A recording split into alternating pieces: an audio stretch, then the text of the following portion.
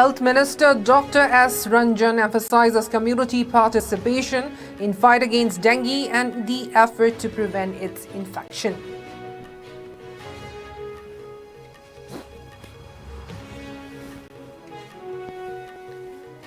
Traffic Control Police Wing of Manipur issues renewed call to schools and school vehicle association to strictly adhere to safety regulations.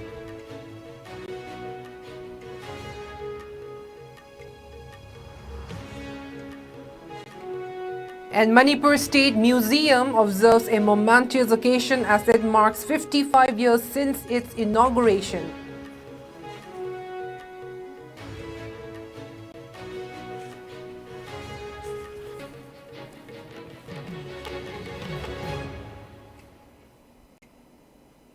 Hello and welcome. You're watching Iscom English News and I'm Ruby Unkai with you. Now let's take a look at the news in detail. Amid the ongoing crisis in Manipur, the state is grappling with a renewed outbreak of dengue, which has already claimed one life in Imphal West district. As of September, 448 dengue cases have been reported across the state, with a sharp rise in numbers from August to mid-September. In August alone, 148 cases were recorded, and by September 18, this number has surged to 230, marking a worrying increase in the spread of the virus. Fogging operations have been initiated in various localities as part of the government's effort to curb the mosquito population.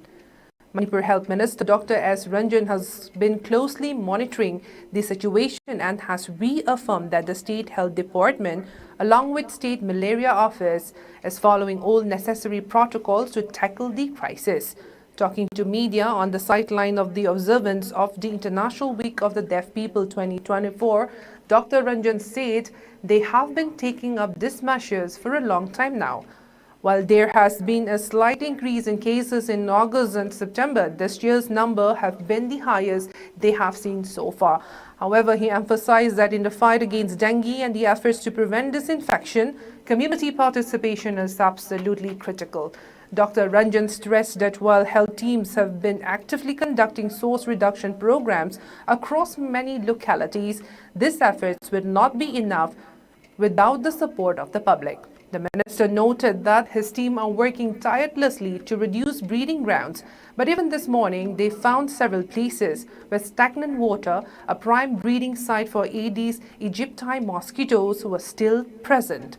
This was discovered beneath refrigerators, inside flower pots, discarded tires, and even in places of worship.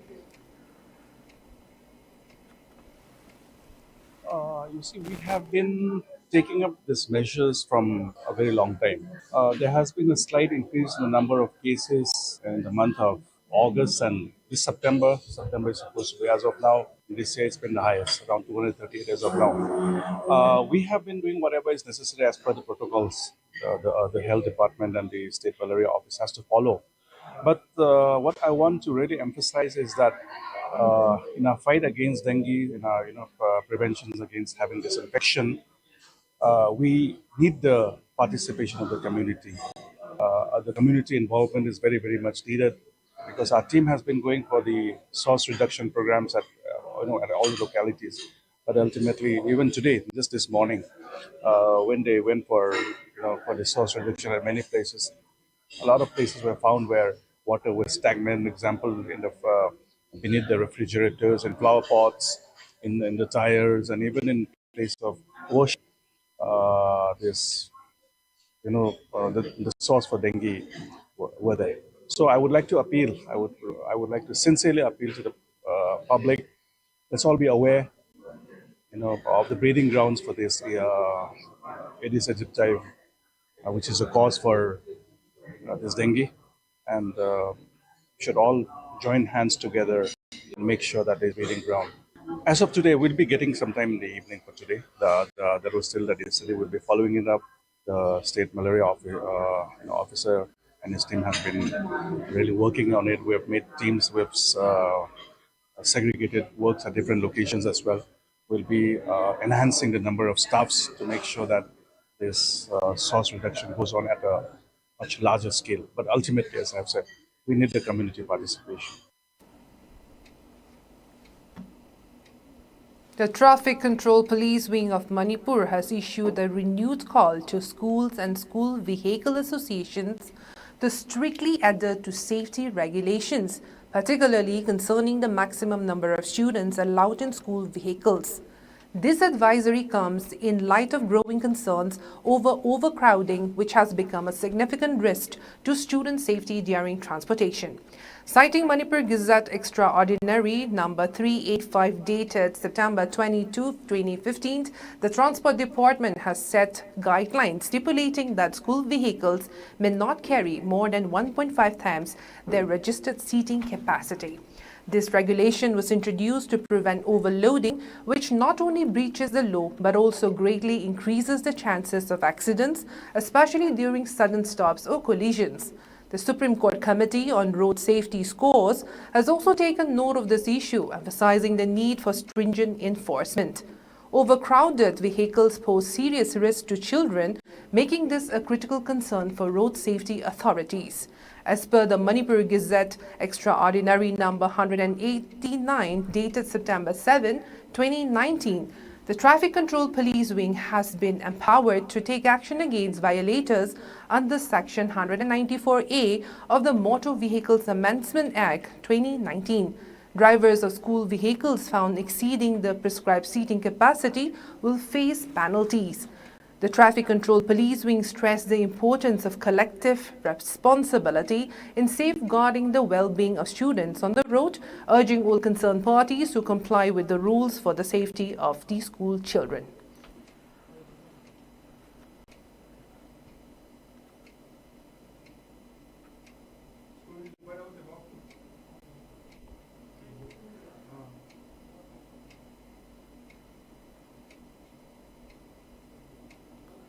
Chief Minister on his X handle stated that under the Prime Minister's vision to build a healthier India, the Ayushman Bharat has made remarkable progress in bolstering the country's primary healthcare system during the past 6 years since 2018.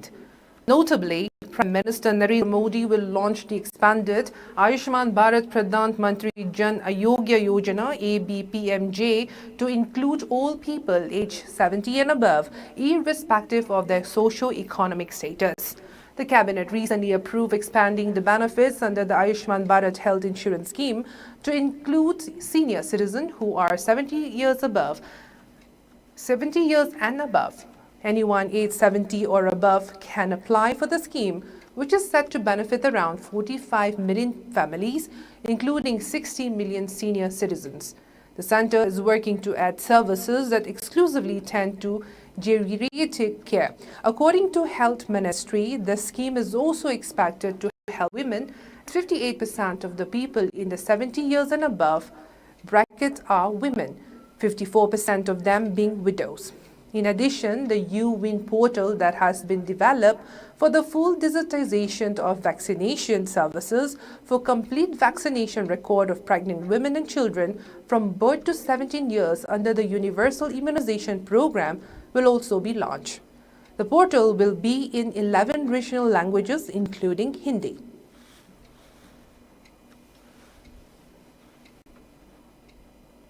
The Manipur State Museum today observed a momentous occasion as it marks 55 years since its inauguration on September 23, 1969 by the late Prime Minister Indira Gandhi.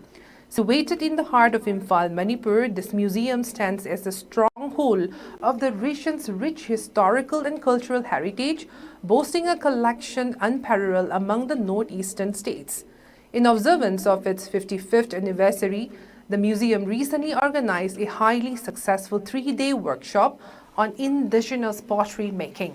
Pottery holds a pivotal role in Manipuri culture, serving not only as a craft but also as a means of expressing cultural identity and tradition. The workshop, held in collaboration with renowned artisans from Numbi and Andhra, recognized state awardees in their craft, aimed to educate and inspire local youth about the cultural and economic significance of pottery. Talking to media persons on the sideline of the momentous observance, curator of Manipur State Museum, Mirnashri Mairembam said, Over the years, it has grown into one of the best equipped and most significant museums in the northeastern region. She informed that museum houses 8 galleries, each one carefully curated to reflect different aspects of Manipur's history, art and culture. From archaeological relics to ethnological treasures, these galleries offer visitors a chance to explore the soul of Manipur, she said, while adding that maintaining this gallery is no small task. She said, with only 7 staff members, including herself and many of the dedicated gallery attendants having retired, it has become increasingly difficult to ensure the proper upkeep of such a large space. She maintained that they have had to rely on CCTV cameras to monitor the galleries, which has helped, but it's still challenging to manage the cleanliness, security, and presentation without adequate hands on deck. Despite these challenges, we are doing our best to maintain the standards of this prestigious institution, she said, while adding that they are committed to keeping the museum as a space where visitors can connect with Manipur's past and gain a deeper understanding of the cultural heritage.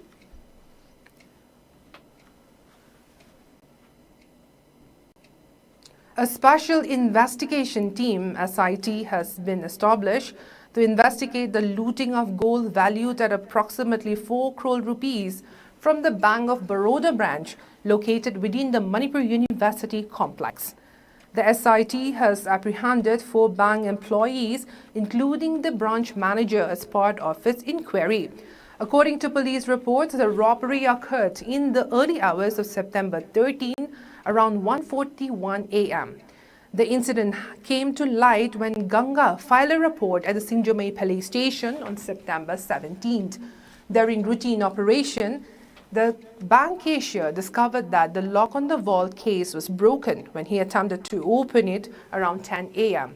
Subsequent checks revealed that several packets of gold were missing from the vault, raising suspicions of an internal theft. The involvement of bank staff in the incident has intensified scrutiny and raised questions about security protocols within financial institutions.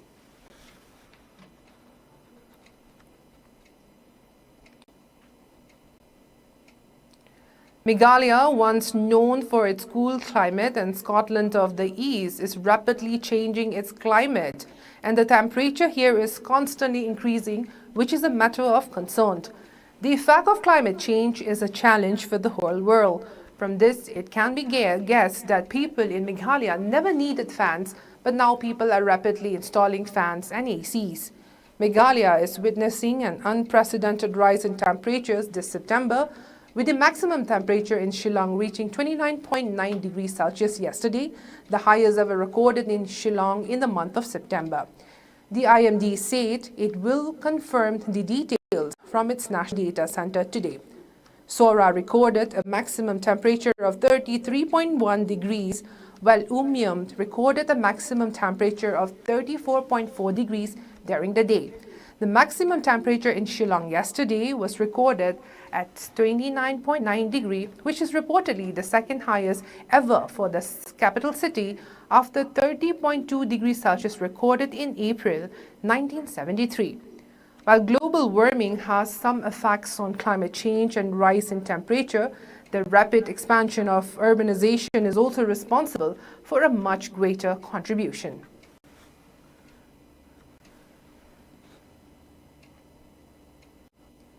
In a significant operation, Kasar Police, in collaboration with the Border Security Force (BSF), seized 10,000 Yaba tablets along the India-Bangladesh border. The contraband was hidden in 50 blue packets meticulously concealed to evade detection. The operation took place in the Katigora police station jurisdiction, a region known for cross-border smuggling activities. Yaba, a potent methamphetamine-based drug, has increasingly been smuggled through border regions, often originating from Myanmar and making its way into India through Bangladesh. The joint effort between Kasar Police and BSF mark a crucial step in curbing this clandestine trade, which poses significant challenges to the law enforcement due to the area's porous border. This seizure is part of ongoing effort by authorities to tackle the growing drug menace in the region, especially in Assam, which has become a transit hub for narcotics smuggling between Southeast Asia and India.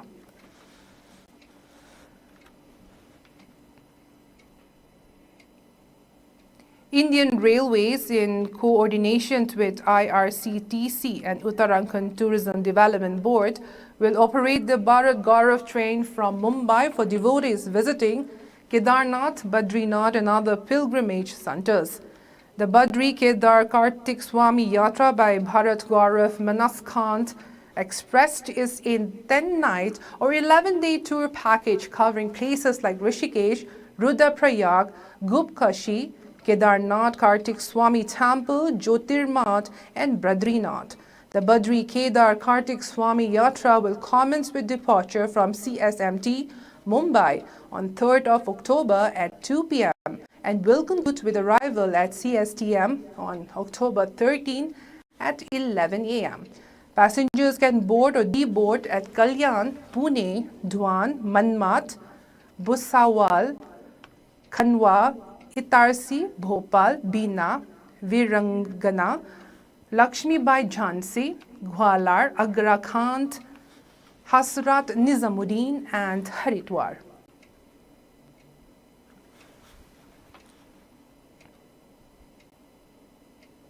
A major fire broke out in Guwahati's Sarumotoria area on September 23rd following a suspected cylinder blast.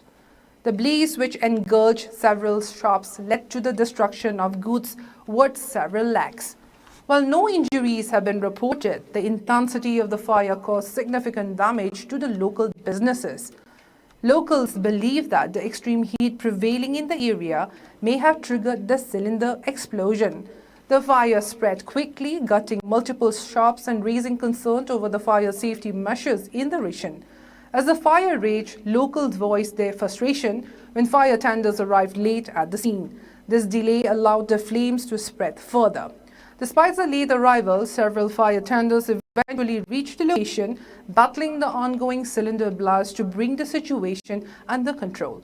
Authorities are expected to investigate the cause of the explosion and assess the extent of damage to the affected businesses.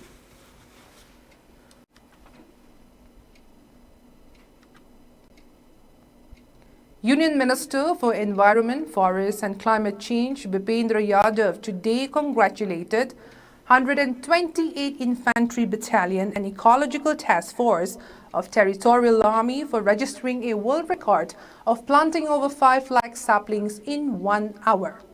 In a social media post, Yadav said that the forces planted around 5,20,000 saplings yesterday on the special plantation drive at Jaisalmer. He said that this initiative was under the Prime Minister's campaign Ek Peड़ Maa Ki Naam and the Territorial Army Outreach Program Bhagidari and Zimedari, aimed to enhance ecological restoration and promote environmental awareness among the local communities. Yadav also congratulated multiple stakeholders, including the Indian Army, Indian Air Force, Border Security Force, police and students from various educational institutions.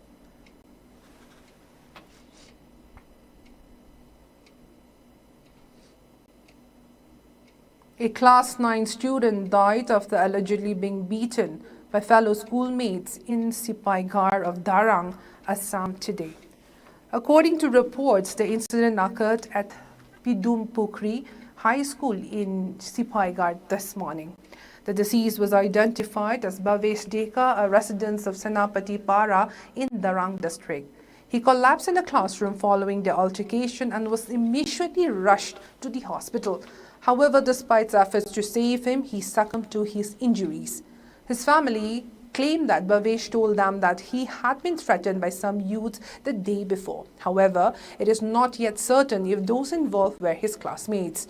A teacher from the school stated that after the second period, they heard a commotion and found Bhavesh unconscious. The teacher said they tried to revive him with first aid, but he remained unresponsive. He was taken to the hospital by ambulance, but due to his critical condition, he was referred to Mangal Dai Civic Hospital. The police were informed and an investigation has already begun.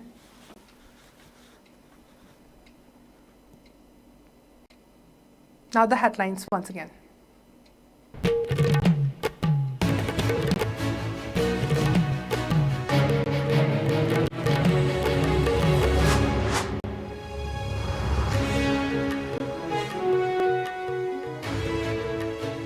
Health Minister Dr. S. Ranjan emphasizes community participation in fight against dengue and the efforts to prevent its infection.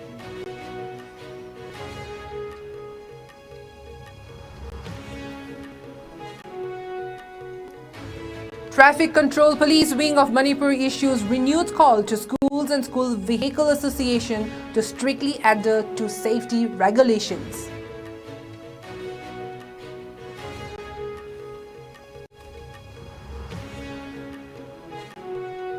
And Manipur State Museum observes a momentous occasion as it marks 55 years since its inauguration.